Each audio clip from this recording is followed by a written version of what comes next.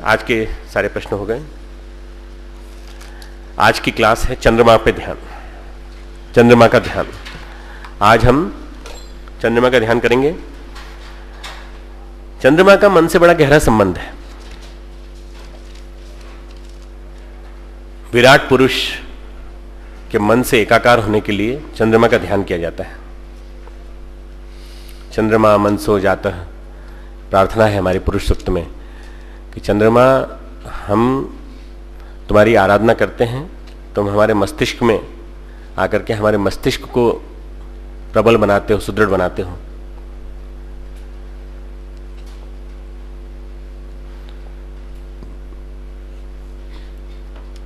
दो तरह के योग बताए गए, हठ योग और राजयोग। हठ योग की शुरुआत स्थूल शरीर से होती है और राजयोग की शुरुआत मन से शुरू होती है। हठ योग और राजयोग। तो राजयोग की शुरुआत मन से होती है। यदि मन की स्थिति ठीक है तो सब ठीक है। शरीर ठीक है कि नहीं मालूम नहीं, पर यदि मन ठीक है तो शरीर भी तुम्हारा ठीक हो जाएगा। समूचे जीवन को संचालित करने वाले दो ही तत्व हैं, मन और प्राण। मन और प्राण। हमारा सारा शरीर, हमारे शरीर के क्रियाकलाप, सब कुछ दो ही चीजों से संचालित हो रहा है। मन यानी चिंतन, प्राण यानी हमारे कर्म। प्राण से ही हम कर्म करते हैं। मन मोटिवेट करता है, उससे हम आगे बढ़ते हैं। प्राण से हम कर्म करते हैं, मन से हम मोटिवेशन लेते हैं। मन प्रेरक तत्व बन जाता है और प्राण कर्म करने के लिए हमें शक्ति देता है। प्राण बर्बाद हो रहा है, अगर हमारा प्राण बर्बाद हो रहा है तो यह मन पे भी निर्भर हो सकता है।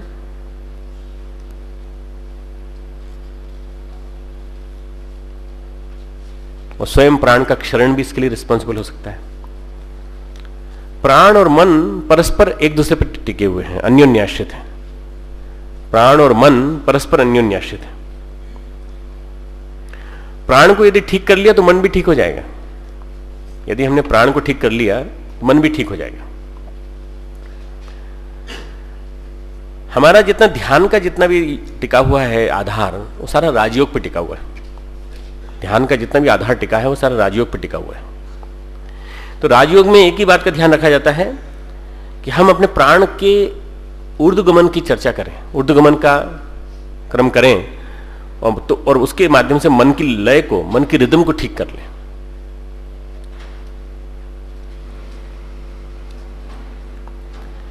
उल्टे दूसरी ओर से देखा जाए तो यदि मन की रिदम गड़बड़ा जाए, उद्वेग, चिंता, निराशा, कुंठा, यदि ये बिगड़ती बार बार, तो प्राणों की दुर्बलता बढ़ती है। प्राण क्षरण होना चालू हो जाता है।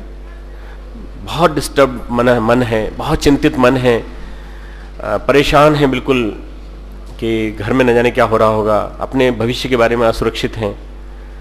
तो क्या होता है, उससे प्राणों का क्षरण होता है। व्यक्ति कमजोरी महसूस करता है। देखा होगा कि ऐसा व्यक्ति जो बहुत ही विक्षुब्ध मनस्थिति का है, उसका मन जो है, जब उसकी मन की लय जो है, रिदम बिगड़ जाती है, तो प्राण भी उसके गड़बड़ाने लगते हैं, कर्म भी गड़बड़ाने लगते हैं, उल्टा पुल्टा काम करता है। जो भी करता है उलट पुलट, मतलब अस्त व्यस्त कर्म हो जाते हैं सारे के सारे। योगियों ने कहा है कि प्राण की लय ठीक कर ले तो मन की लय हमें मिल जाएगी। अब मन की रिदम पे नियंत्रण करना है तो क्या करें? प्राण की लय को ठीक कर लें।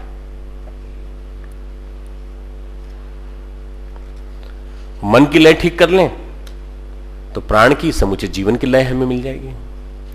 तो मन और प्राण, इन दोनों की रिदम को एक दूसरे के आधार पर ठीक करने का प्रयास हमें करना चाहिए। उपनिषद में दो तत्व बताए गए हैं, सोम तत्व और अग्नि तत्व। सोम तत्व और अग्नि तत्व,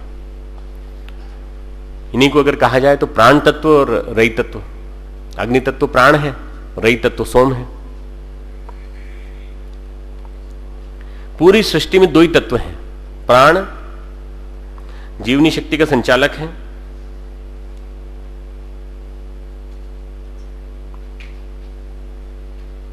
गति और ऊर्जा देता है हमें।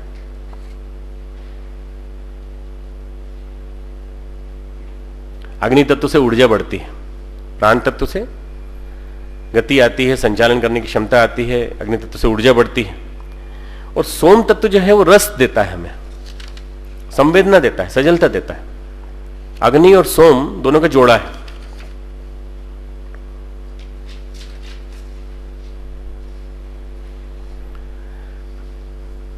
सोम तत्व से संवेदना, सजलता, सरसता हमारे जीवन में आती है। प्राण तत्व जैसे मैंने कहा कर्म का प्रेरक है। प्राण कर्म से होते हैं। कर्म हो किंतु रस न हो तो मनुष्य कंप्यूटर हो जाएगा। कर्म तो हो रहे हैं पर कैसे हो रहे हैं? जैसे रोबोट काम करता है, रस नहीं है। कई लोगों को देखा होगा कंप्यूटर की तरह से चलते हैं, न चेहरे पे कभी मुस्कुराहट आती है, न कभी भावभंगिमा दिखाई पड़ती है। लगता है कि कंप्यूटर की तरह से चलता है इनका जीवन, बिल्कुल कई चेहरे पे भावभंगिमा दिखाई नहीं पड़ती। कर्म हो किंतु रस न हो, मनुष्य कंप्यूटर की तरह से हो जाएगा।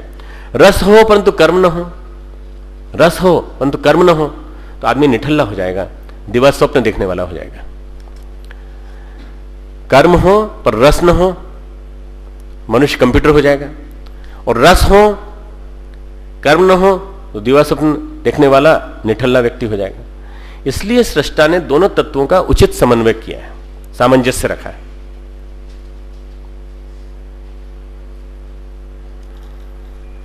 ध्यान में हम चंद्रमा का ध्यान जो हम करते हैं ना, जिसकी मैं बात बताने जा रहा हूं, हम हमारे संकल्पों को, विचारों को परिष्कृत करके,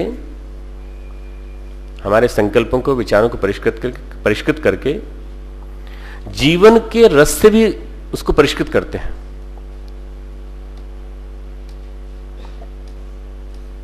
जीवन को भी रस से परिष्कृत करते हैं। और जिसने रस से परिष्कृत कर लिया उसने मालूम परमात्मा का दर्शन कर लिया।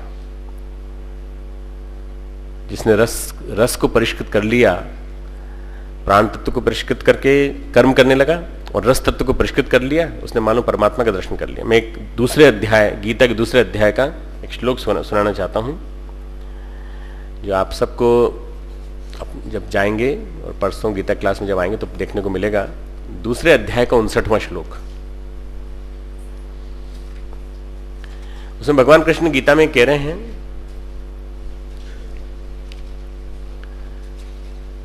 विषया विनिर्वर्तन्ते निराहारस्य देहिनः रसवर्जम रसोपि अस्य परम दृष्ट्वा निवर्तते।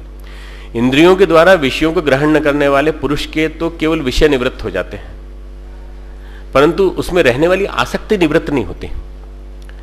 इंद्रियों के द्वारा विषयों को ग्रहण न करने वाले, इंद्रियों से सब हम ब्रह्मचारी हैं, हम अपनी इंद्रियों का दुरुपयोग नहीं करते।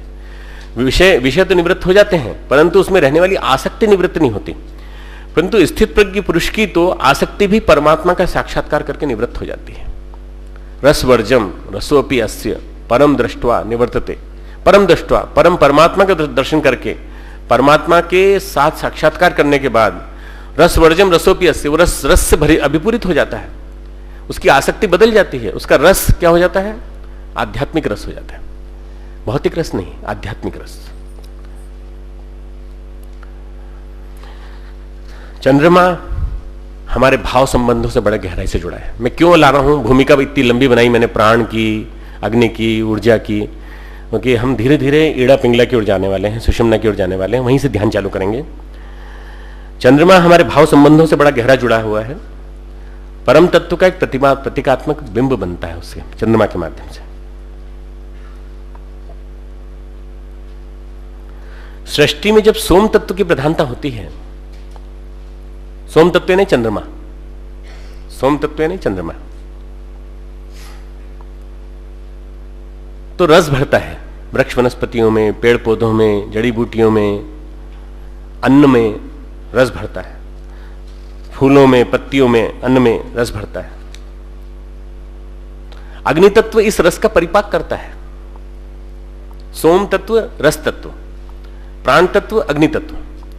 सोम तत्व जो है वो रस को भरता है चंद्रमा के माध्यम से, और अग्नि तत्व उस रस का परिपाक करता है, एसिमिलेशन, उसका अच्छी तरह से उसको मैच्योरिटी के लेवल पे लाता है। चंद्रमा सोम तत्व का प्रतिनिधि है, इसीलिए उसका एक नाम सौम्य भी है। लड़कियों का नाम रखते हैं तो सौम्या रखते हैं चंद्रमा के नाम पर।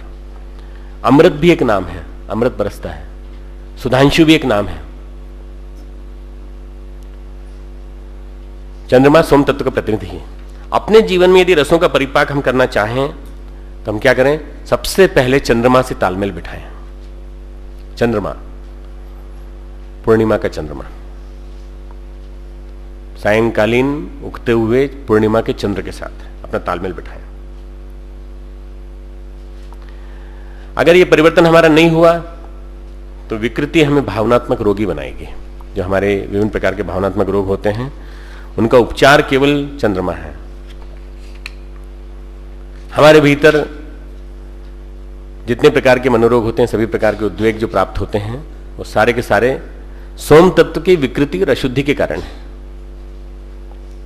जितने मनोरोग हैं, अभी आज की साइकोलॉजी तो नहीं कहती, पर भारतीय मनोविज्ञान कहता है कि अग्नि तत्व, मैं भी इसमें से उपनिषद में से बताऊंगा कि अग्नि तत्व हमारे कर्म के लिए प्रेरक है, रसों के परिपाक के लिए उत्तरदायी है।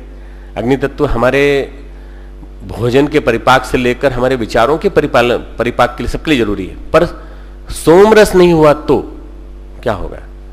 सोम रस, सोम तत्व जो है वो, उसकी कमी मनोरोग को जन्म देती है या उसका असंतुलन मनोरोग को जन्म देता है। सोम व अग्नि, प्राण व रई को हठयोग ने सूर्य नाड़ी और चंद्र नाड़ी कहा है। प्राण को सूर्य नाड़ी, रई को, सोम तत्व को चंद्र नाड़ी, इड़ा पिंगला कहा है।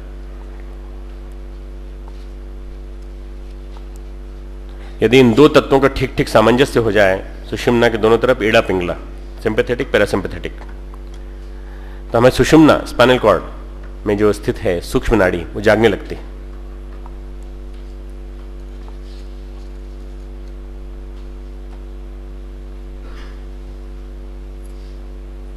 हमारे वातावरण में, जीवन में अग्नि तत्व पर्याप्त है, कर्म पर्याप्त है। हम कर्म करते हैं, सुबह से शाम तक हम जप करते हैं, माला करते हैं, हम पढ़ाई करते हैं, खाना खाते हैं, चलते हैं, फिरते हैं, योग करते हैं, कर्म पर्याप्त हैं। पर कर्मों के जो प्रेरक भाव हैं वो अशुद्ध हैं। हमारे इंटेंशंस प्योरीफाइड नहीं है। इंटेंशंस को प्योरीफाई करने के लिए, विचारों की परिष्कृति के लिए सोम तत्व की बहुत बड़ी आवश्यकता है। कर्म हमारे सही हैं, पर कर्मों की परिष्कृति के लिए, कर्मों के पीछे जुड़े हुए प्रेरक भावों की परिष्कृति के लिए हमें चाहिए कि हमारा रस परिष्कृत हो जाए। वाल्मीकि का रस परिष्कृत हो गया तो वे आदि कवि बने।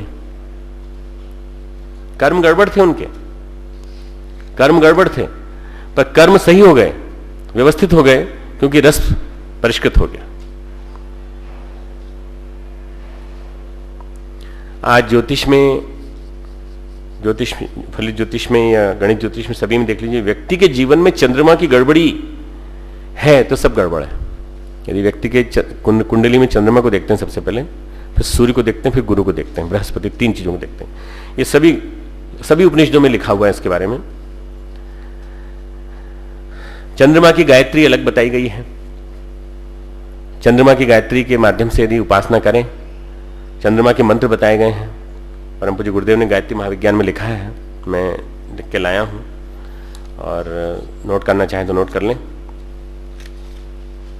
चंद्र गायत्री, गायत्री महाविज्ञान पृष्ठ 237 संयुक्त अंक है, उसके 237 से 239 में चंद्र गायत्री का वर्णन है। ये क्या देती है? शांति, शक्ति, उद्विग्नताओं से मुक्ति, शोक, क्रोध, चिंता, प्रतिहिंसा आदि विक्षोभों का क्षमन, काम, लोभ, मोह, तृष्णा का निवारण, निराशा के स्थान पर आशा का संचार। इतने सारी फलश्रुतियां हैं। इसका मंत्र है ओम क्षीरपुत्राय विद्महे, ओम क्षीरपुत्राय विद्महे अमृत तत्वाय धीमहि, क्षीरपुत्राय विद्महे अमृत तत्वाय धीमहि तन्नः चंद्रः प्रचोदयात्, तन्नः चंद्रः प्रचोदयात्। ये गायत्री मंत्र की जो 24 गायत्री दी हुई हैं, गुरुदेव की गायत्री महाविज्ञान में से लिया है। विभिन्न प्रकार की गायत्री, गणेश गायत्री, ये गायत्री, तुलसी गायत्री भी दी हुई है, और भी कई तरह गायत्री दी हुई है। उसकी परिणति में बताता हूं फिर से। शांति और शक्ति देने वाला ये मंत्र, शांति और शक्ति देने वाला, उद्विग्नताओं से मुक्त कराने वाला, शोक, क्रोध, चिंता, प्रतिहिंसा आदि विक्षोभों का शमन करने वाला है। शोक, क्रोध, चिंता, प्रतिहिंसा आदि विक्षोभों का शमन करने वाला, काम, लोभ, मोह, तृष्णा का निवारण करने वाला, और निराशावादी को आशावादी बनाने वाला।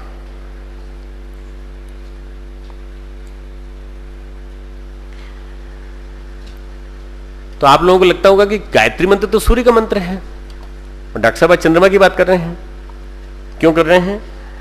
क्योंकि विभिन्न प्रकार के ध्यान में सूर्य का ध्यान हम करते हैं, सविता का ध्यान करते हैं, उसके साथ साथ गायत्री उपासना सूर्य की जाती है, और चांद्रायण साधना चंद्र की जाती है, और दोनों मिलकर के समग्र साधना बनती है। सूर्य की गायत्री साधना और चंद्रमा की चंद्रायण साधना, साथ में शाम को चंद्रमा का ध्यान, साथ में शाम को चंद्रमा का ध्यान, चाहे अमावस्या हो कोई दिक्कत नहीं है, चंद्रमा की कल्पना करके चंद्रमा का ध्यान। मंत्रों के माध्यम से भी हम सोम तत्व को धारण कर सकते हैं। मंत्रों में इतनी विलक्षणता छिपी पड़ी है कि इन मंत्रों के माध्यम से भी हम सोम तत्व को धारण कर सकते हैं। बौद्धों ने इस पर खूब काम किया है। बुद्ध के शिष्य थे महाकाश्यप, जैन शब्द उन्हीं ने दिया। जैन, जब मैं बोला था ना जैन के बारे में बताऊंगा मैं, ये झान शब्द से जैन बना है। जैन, झान शब्द से जैन बना है, और झान शब्द किससे बना है? ध्यान से झान, झान से जैन। जैन संप्रदाय की एक झलक जो है महाकाश्यप के चिंतन में मिलती है। ध्यान साधना के वैज्ञानिक थे वो, और उन्होंने अपने सारे चिंतन में पूर्णिमा के चंद्र का ध्यान बताया है। पूर्णिमा के चंद्र का ध्यान अपने सारे चिंतन में, सारे ध्यान में पूर्णिमा के चंद्र की महत्ता बताते हैं। कारण क्या है? बुद्ध का जन्म वैशाख पूर्णिमा को हुआ। बुद्ध का जन्म वैशाख पूर्णिमा के दिन हुआ। तो बोधि तत्व को प्राप्त हुए, बोधि ज्ञान को प्राप्त हुए। तो महाकाश्यप जो उनके शिष्य थे, उन्होंने पूर्णता का, सरसता का ध्यान का प्रतीक माना, और बुद्ध के सामने ही वो बोधि संबुद्धत्व को प्राप्त हुए, तत्व को प्राप्त हो गया। बाद में इस जैन संप्रदाय में कई तकनीकें चलती चली गईं। जैन में बोलते कम हैं, जैन में संकेतों से सारी बात कही जाती है, ऐसा कहा जाता है। उंगलियों से इशारे किए जाते, गुरु इशारा करता है और कोशिश करता है कि शिष्य संकेत समझे, और गुरु जब समझ जाता है कि तालमेल बैठ गया है गुरु शिष्य का, तो फिर किसी बोलने की जरूरत ही नहीं पड़ती। जैन शब्द में बोला कम जाता है, और जैन में ये पूरा पूरा ध्यान जो है चंद्रमा का ध्यान है। इसमें प्रकाश का ध्यान कई जगह बताया गया। मैंने तारे का ध्यान कराया, सूर्य का ध्यान कराया, विराट ज्योति का ध्यान कराया, कई तरह का ध्यान कराया। तो आज जो ध्यान हम करेंगे चंद्रमा का ध्यान करेंगे।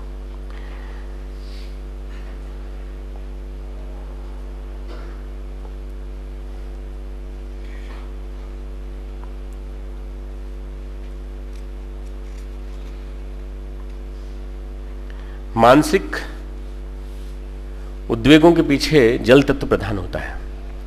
मानसिक उद्वेगों के पीछे जल तत्व प्रधान होता है, और चंद्रमा का जल तत्व से बड़ा गहरा संबंध है। तुम में से कितने लोग हैं जिन्होंने समुद्र देखा है चंद्रमा के दिन, पूर्णिमा के चंद्रमा के दिन? तुमने देखा है ज्वार आते देखा है?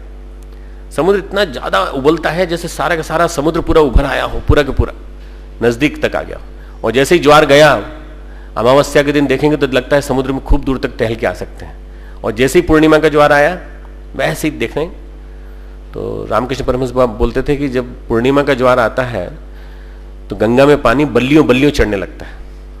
अवतार ऐसे ही आता है, जब आता है तो पानी बल्लियों बल्लियों चढ़ने लगता है। अर्थात बल्ली में यहां तक आता था, जैसे ज्वार आया ऊपर ऊपर ऊपर यहां तक आता है। लोग अपनी नौका को सुरक्षित रखने लगते हैं कि नौका बह न जाए। मानसिक उद्वेगों में जल तत्व प्रधान होता है। जब चंद्रमा का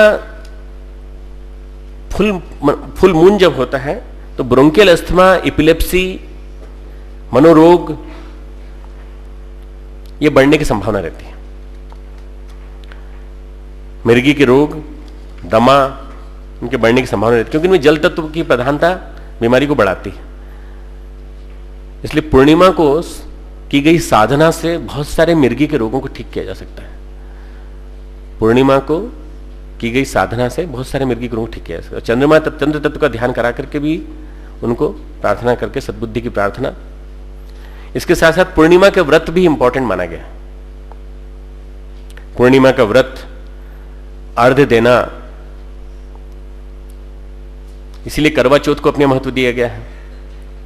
चतुर्थी का चंद्रमा, चांदी के बर्तन में दूध का अर्घ्य हर पूर्णिमा को दिया जाए तो कहा जाता है इससे मन को शांति मिलती है। चांदी के बर्तन में दूध का अर्घ्य हर पूर्णिमा को दिया जाए। घर में कलह को मिटाना है। मैं कुछ वैसी बातें बता रहा हूं मैं, जो लगता होगा कि लौकिक बातें हैं, परंतु ये बहुत जरूरी है। घर में कलह को मिटाना हो, छोरियां हमारी शादी करेंगी, लड़के हमारी शादी करेंगे, इनके सास ससुर होंगे, घर में लड़ाई कभी हुई, कलह को मिटाना है तो पूर्णिमा का व्रत करो, सत्यनारायण की कथा करो और पूर्णिमा का अर्घ्य दो, ग्रह कलेश मिट जाएंगे।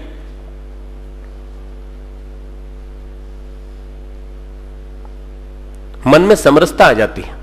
जितने लोग होते हैं हमारे आसपास, उन सबके मन में समरसता आ जाती है। सत्यनारायण कथा पूर्णिमा के दिन ही कही जाती है और किसी दिन नहीं कही जाती।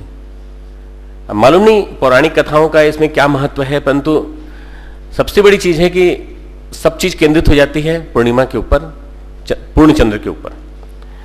ध्यान करके सोम तत्व को धारण करते हैं हम लोग। वास्तव में चंद्रमा का ध्यान करके हम सोम तत्व को धारण करते हैं।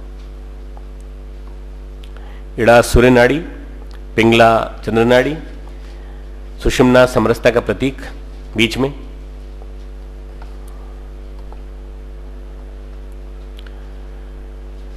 चंद्रमा का ध्यान करके हम भाव शुद्धि, विचार शुद्धि और संस्कार शुद्धि, अपनी भाव शुद्धि करते हैं, विचार शुद्धि करते हैं, संस्कार शुद्धि करते हैं। इसको उपलब्ध करके समूचे जीवन को, उनके सूक्ष्म तत्वों को स्थूल में रूपांतरित कर लेते हैं। स्थूल में और सूक्ष्म तत्वों का जो रूपांतरण है वो स्थूल में भी आ जाता है।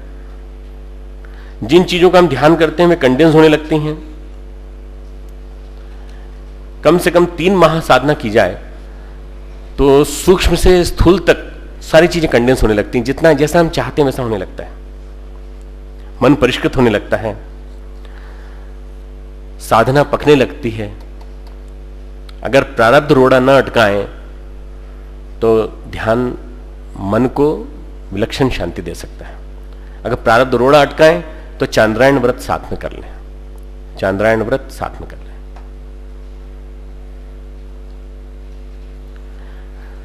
चंद्रमा के ध्यान से मनुष्य चिकित्सा की जा सकती है न्यूरोटिक पेशेंट्स की। सेल्फ मैनेजमेंट हो सकता है। हर व्यक्ति अपने आप को सेल्फ मैनेज कर सकता है, अपने आप को आइडेंटिफाई करके। यदि चंद्रमा का ध्यान कर लें तो अनिद्रा मिट सकती है, चिंता, भय, अवसाद आदि मुक्त हो सकते हैं। चंद्रमा के ध्यान से सेल्फ मैनेजमेंट भी संभव है, अनिद्रा मिट सकती है, चिंता, भय, अवसाद, डिप्रेशन चला जाएगा, एंजाइटी, न्यूरोसिस चली जाएगी। चंद्र गायत्री के जप से काफी कुछ तकलीफों से छुटकारा पाया जा सकता है। अगली बार जब थीसिस का टॉपिक हम लोग सोचेंगे तो ऐसा कुछ सोचेंगे कि चंद्र गायत्री के जप से कितने रोगियों को हमने ठीक किया। कोशिश करके देखेंगे, व्रत कराएंगे साधकों को और किसी को पीएचडी का टॉपिक देंगे ताकि वो पीएचडी का टॉपिक लेकर के इसी पर रिसर्च करें। मनो उद्वेगों के कारण ही अनिद्रा होती है और यदि हम उससे गायत्री मंत्र का जप करा लें तो अपने आप ही मन शांत होने लगेगा। चंद्र गायत्री का जप करा लें तो अपने आप ही मन शांत होने लगेगा। प्रातः उदीयमान सूर्य का ध्यान करें और सूर्य गायत्री का ध्यान करें तो अग्नि तत्व बढ़ेगा। और सायंकाल उदीयमान चंद्रमा का ध्यान करें 15-15 मिनट, 15 मिनट सवेरे उदीयमान सूर्य का ध्यान, सायंकाल उदीयमान चंद्रमा का ध्यान। सुबह अग्नि तत्व बढ़ेगा, शाम को सोम तत्व बढ़ेगा। नींद ठीक आएगी, मन संतुलित रहेगा, रसों का परिपाक होगा, शरीर समरसता से भरपूर हो जाएगा पूरा का पूरा। उपलब्धि, शांति और समृद्धि। इस ध्यान की उपलब्धि क्या है? शांति और समृद्धि।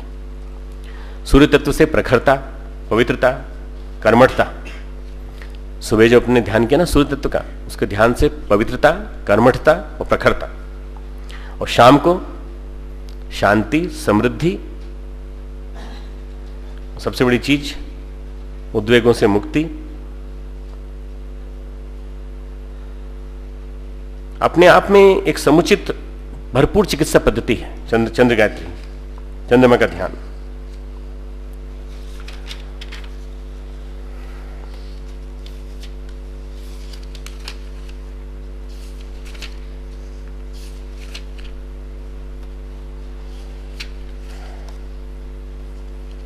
उगते हुए सूर्य का ध्यान, उगते हुए चंद्रमा का ध्यान अपने हृदयाकाश में किया जाता है।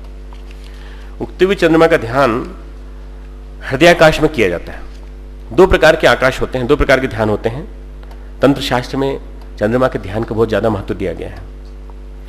अपने अंतर गगन में पूर्णिमा के चंद्र को उदित होता देखें, अपने अंतर गगन में पूर्णिमा के चंद्र को उदित होता देखें, हृदयाकाश में चंद्रमा का ध्यान।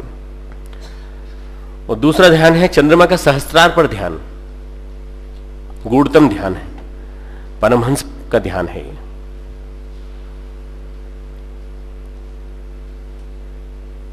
आकाश शब्द जो है वो स्पेस का शब्द से मिलता है।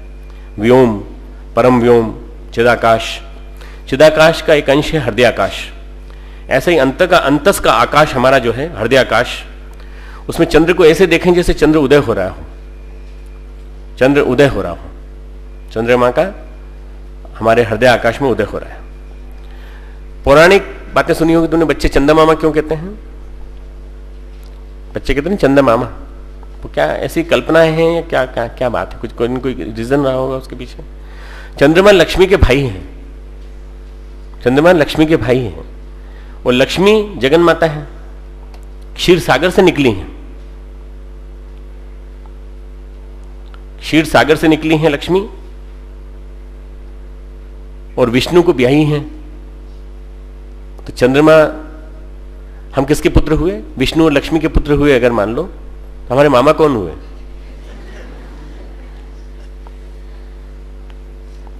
लक्ष्मी के भाई चंद्रमा, है ना। और चंद्रमा का ध्यान इसलिए भी बहुत अच्छा है कि लक्ष्मी लाता है। पैसा पैसा चाहिए ना तुम लोगों को, ना, लक्ष्मी लाता है, समृद्धि लाता है, इसीलिए चंदा मामा है। और यौगिक बात यह है कि चंद्रमा का संबंध समृद्धि से बहुत गहरा है। हृदय स्थल पर ध्यान करने से शांति और समृद्धि मिलती है। इससे ऊंचा ध्यान जो है, जिसका समृद्धि से कोई नाता नहीं है, वो है ध्यान सहस्त्रार पर ध्यान, गूढ़तम ध्यान, परमहंसों का ध्यान, चंद्रमा का सहस्त्रार पर ध्यान। ये तत्वज्ञान की उपलब्धि देता है। किसी को तत्वज्ञान चाहिए, किसी को गूढ़तम ज्ञान चाहिए, किसी को ये जानना है कि हम कौन हैं, कहां से आए हैं, कैसे आए हैं, हमारा अस्तित्व किस लिए है, तत्वज्ञान की उपलब्धि देता है। भगवान शिव ने आभूषण के रूप में इसीलिए चंद्रमा को धारण कर रखा है। द्वितीया का चंद्रमा, द्वितीया का चंद्रमा लगा रखा है। भगवत्ता में सारे विरोध भरे पड़े हैं, अंतर विरोध। जहां भगवत्ता है, जहां भगवान की चिंतन की बात कही जा रही है, सारे विरोध हैं। चंद्रमा से अमृत झरता है, ऐसे कहते हैं, चंद्रमा से अमृत झरता है। शरद पूर्णिमा का सुना है ना, शरद पूर्णिमा में अमृत झरता है तो खीर में अमृत आ जाता है। खीर ही क्यों रखते हैं उस दिन, कड़ी क्यों नहीं रखते बताओ? तो कड़ी अग्नि तत्व की प्रतीक है। और खीर, भाई क्षीर सागर से जन्मा है चंद्रमा। क्षीर सागर में विष्णु बैठे हुए हैं। क्षीर सागर है हमारा ग्रे मैटर, पूरा ही ग्रे मैटर, व्हाइट मैटर का जो पूरा ये मस्तिष्क है, ये क्षीर सागर है। तो भगवत्ता में सारे विरोध हैं। चंद्रमा सिर पे धारण किया हुआ भगवान ने, और शिव क्या है? विषपाई है। शिव के गले में क्या है? सांपों की माला है। सर्प धारण किए हुए हैं, हलाहल पी चुके हैं। तो इन सर्पों के विष का शमन करने के लिए चंद्रमा का अमृत बरसता है ऊपर से, ठीक है ना। तो भगवत्ता में सारे विरोध हैं, अंतर विरोध हैं, तब जाकर के इतना विलक्षण ये स्वरूप बनता है। आइए आज ध्यान करते हैं चंद्रमा का।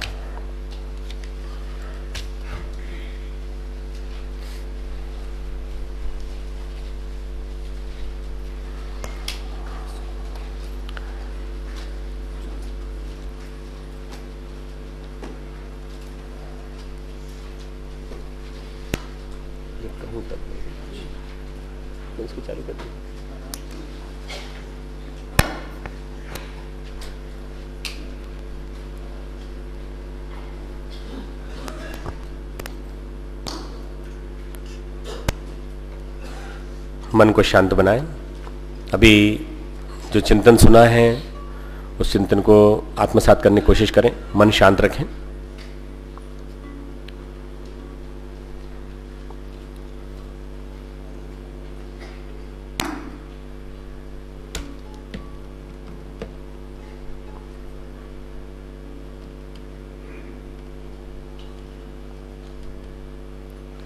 हमारा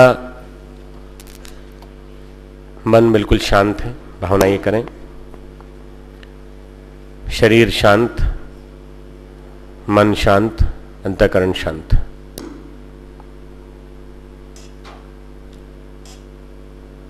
शरीर शांत, मन शांत,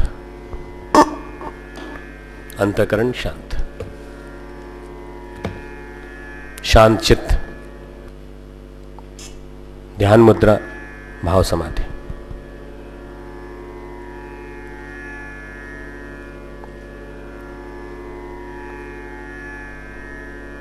ध्यान मुद्रा, भाव समाधि। वासना शांत, तृष्णा शांत, अहंता शांत। शांत मन, शांत मन, पूर्णतः शांत। मन की अगर रिदम लय ताल सही होगी तो हमारे प्राण हमारा साथ देंगे ध्यान में।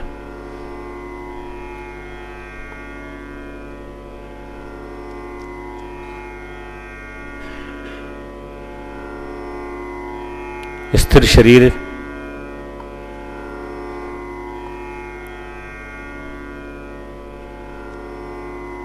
प्रातःकाल स्वर्णिम सूर्योदय, सूर्य की किरणों का शरीर में प्रवेश। सूर्य की किरणों का शरीर में प्रवेश। सारा शरीर प्रकाश में। अब सूर्य के माध्यम से हम अपनी चेतना को सूर्य चक्र तक लाएंगे, उसके बाद चंद्र तत्व के माध्यम से ऊपर बढ़ाएंगे। स्थिर शरीर, मूलाधार, मलमूत्र छिद्र, मध्य मार्ग, मूलाधार चक्र। मूलाधार,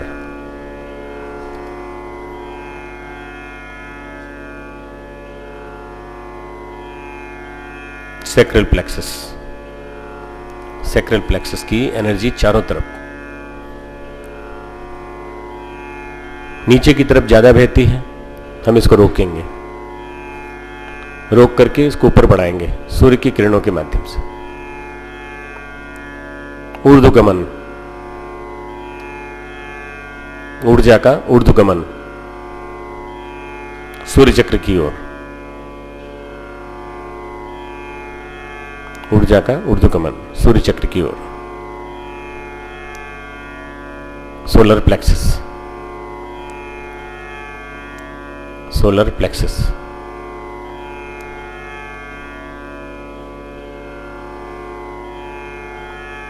ऊर्ध्वगमन, प्रस्फुटन, भेदन, जागरण। जागरण, नीचे का सारा शरीर गर्म, हमारा पूरा प्रकाशमय, अग्निमय, ऊर्जामय। अब प्राणों का क्षरण नहीं होगा, प्राण रुकेंगे, प्राण ऊपर की ओर मदद करेंगे। प्राणों का ऊर्ध्वगमन, ऊर्ध्वगमन। काम बीज का ऊर्ध्वगमन, मूलाधार शक्ति का ऊर्ध्वगमन, कुंडलिनी शक्ति का ऊर्ध्वगमन। ऊर्ध्वगमन ऊपर की ओर। नाड़ी शोधन प्राणायाम और मूल बंध के माध्यम से इस शक्ति को और ज्यादा अच्छी तरह से किया जा सकता है। ऊर्ध्वगमन, नाभि चक्र, सूर्य चक्र।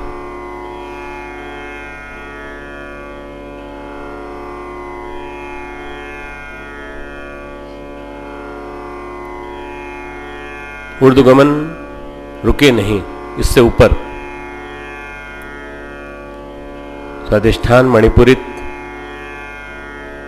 होते हुए हृदयाकाश, चिदाकाश, अनाहत चक्र, हृदय चक्र,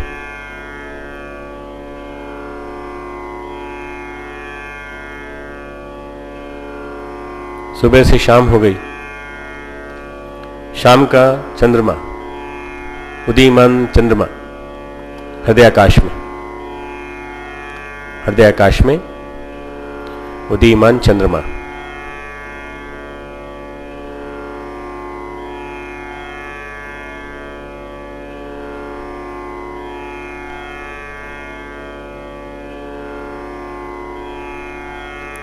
सूर्य नाड़ी ईड़ा, चंद्र नाड़ी पिंगला, दोनों में परस्पर आदान प्रदान, मंथन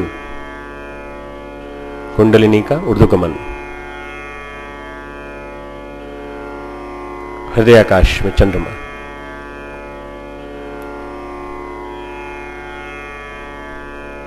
पूरब की ओर से उठता हुआ चंद्रमा, पूर्ण चंद्र, जो हमने पौष पूर्णिमा के दिन देखा, जो हमने होली की चंद्रमा की रात्रि के दिन देखा, जो हम चैत्र पूर्णिमा के चांद के रूप में 24 तारीख को देखने वाले हैं, जो हम अगले माह बौद्ध पूर्णिमा के दिन देखेंगे, ऐसा पूर्णिमा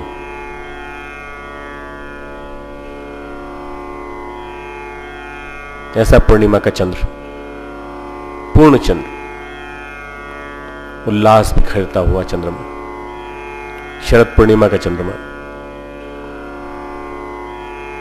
मन, अंतःकरण, हर चक्र, उपत्तिका, कण कण में शांति, शांति का संचार,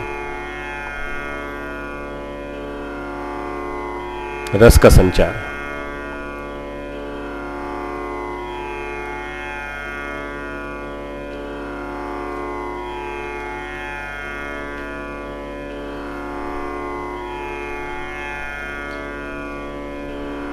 रस, जीवन हमारा समरसता से भरा पूरा हो,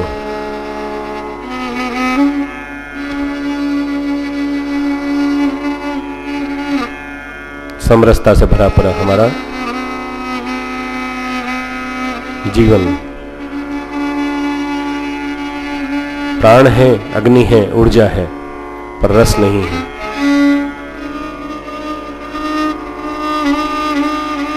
रस ही रस,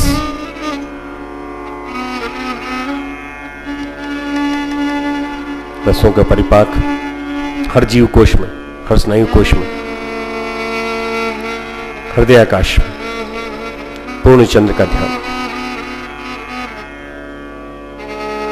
पूर्ण चंद्र, खिलता हुआ चंद्रमा, पूर्णिमा का चांद,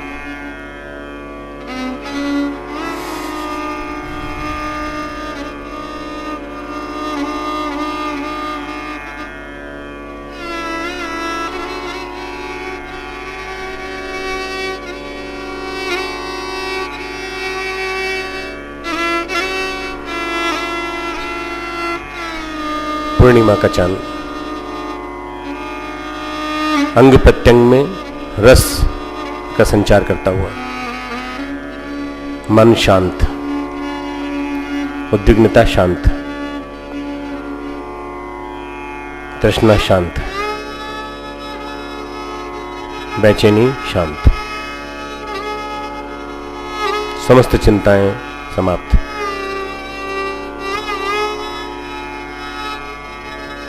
शांत मन, शांत अंतःकरण,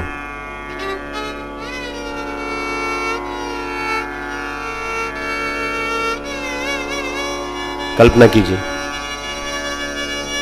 चंद्रमा की कल्पना कीजिए,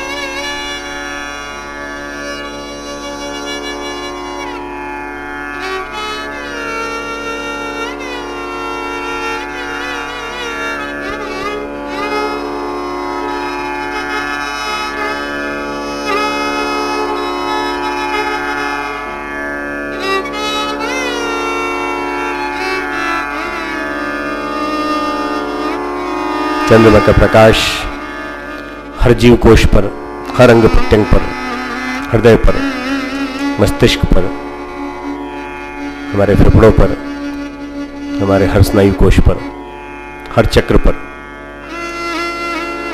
अनहद चक्र से उदित होता हुआ चंद्रमा, हृदय आकाश में चंद्रमा सारे शरीर में ऊर्जा का संचार, रस का परिपाक,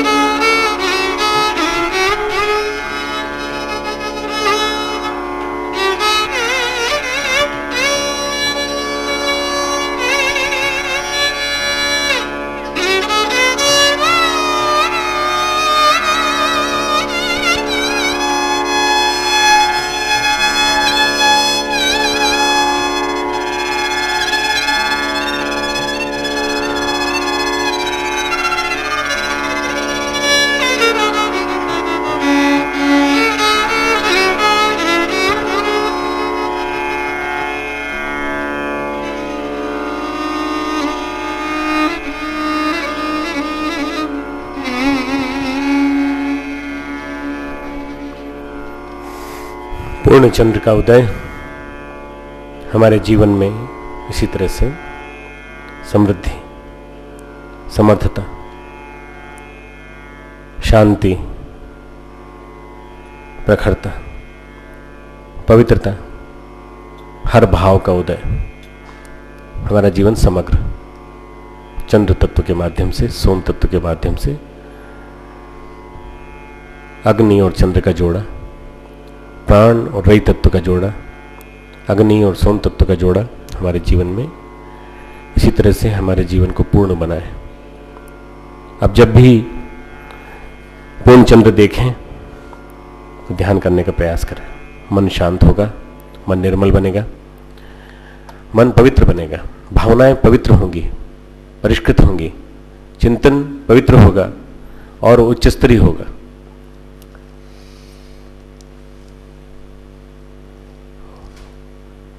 ओम असतो मा सद्गमय,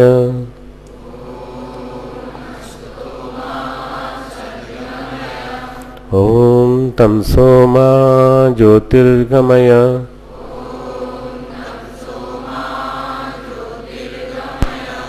ओम तमसो मा ज्योतिर्गमय,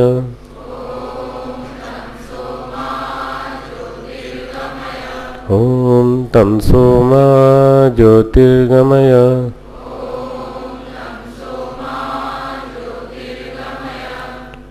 ओम मामृतं गमय।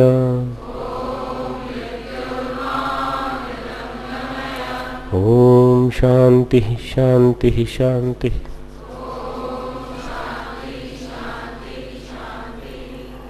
इस ध्यान को अपने अंदर स्थापित करें, दोनों हाथों को रगड़ें, पूरे शरीर पर लगाएं।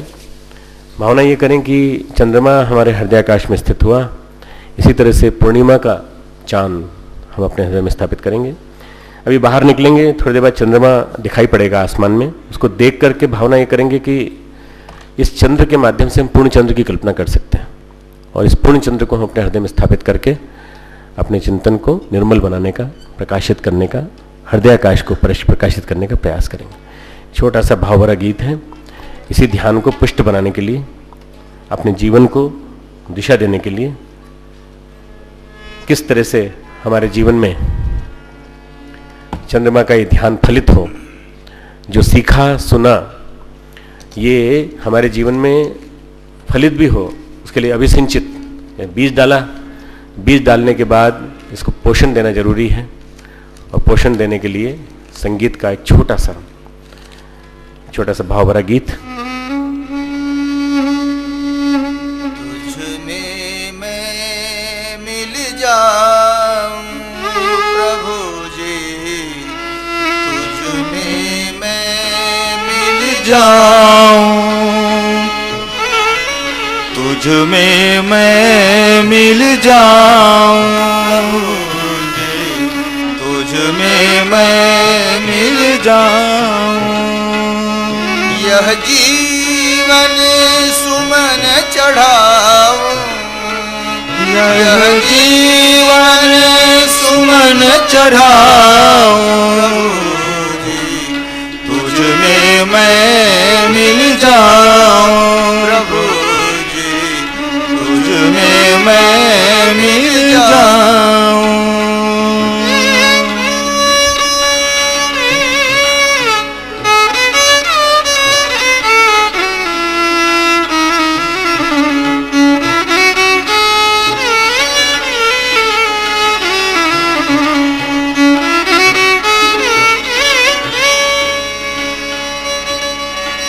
केवल एक यही है इच्छा, शरण रहूं प्रभु तेरी। केवल एक यही है इच्छा, शरण रहूं मैं तेरी। सांस सांस में तुम ही विराजो, तेरी सुनो प्रभु मेरी। सांस सांस में तुम ही विराजो, तेरी सुनो अब मेरी। अंतर में तुम्हें सुनाऊं, अंतर में तुम्हें सुनाऊं, हर पल तुझको ध्याऊं प्रभु जी, तुझ में मैं मिल जाऊं प्रभु जी, तुझ में मैं मिल जाऊं।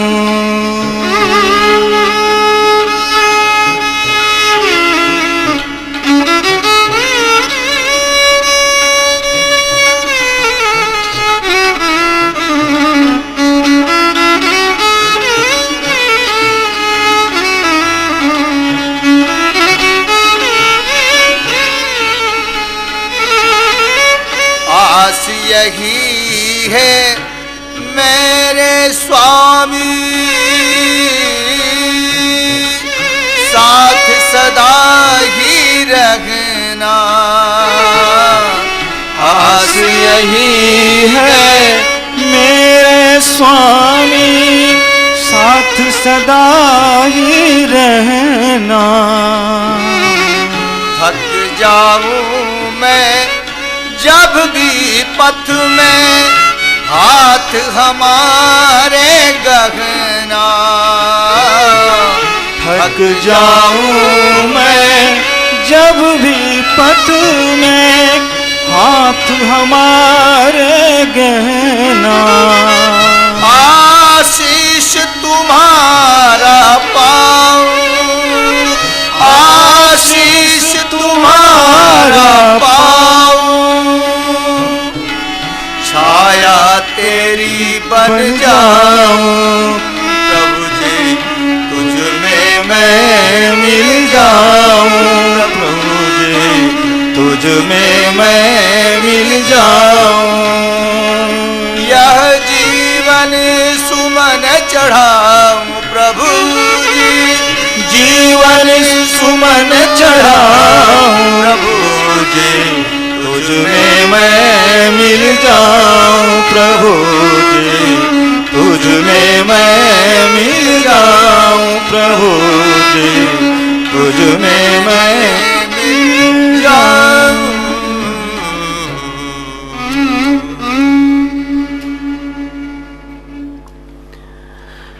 शांति पाठ आज का है प्रश्नोपनिषद प्रश्न एक का 12वां श्लोक।